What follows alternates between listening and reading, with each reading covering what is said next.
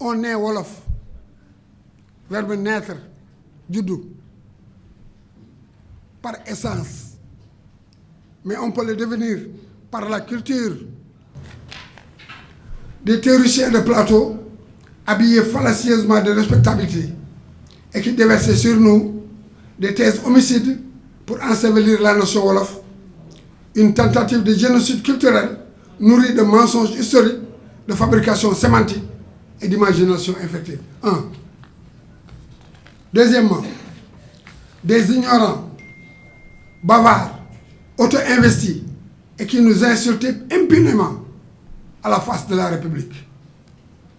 Vous avez été témoin. Troisièmement, des intellectuels imposteurs qui donnèrent par leur plume caution à la voix de rue qui répète à la folie l'ineptie Wolof amul. Ana ko am? Ana ko am? Quel est leur problème? Chaque terre de cette planète a sa diversité installée et vécue. La Chine a 50 nationalités. Les États-Unis n'ont pas été peuplés par les Anglais.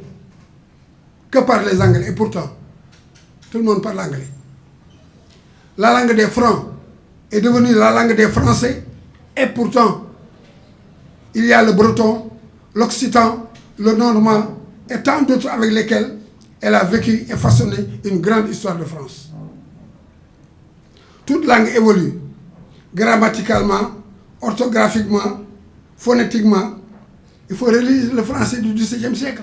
Vous saurez la marge de progrès que la langue française a effectuée.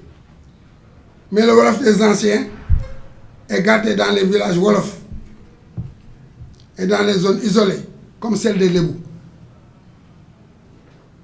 Les Lébous, je répète après Amadou Bakhaw, ce sont les pêcheurs, les professionnels de la pêche du monde Wolof. Comme les Tchoubalo sont les professionnels de la pêche du monde Toucouleur.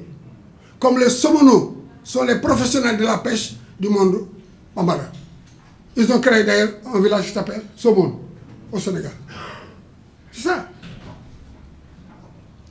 Alors, que chacun soit ce qu'il est et respecte chacun dans ce qu'il dit être, personne ne peut enterrer l'évidence.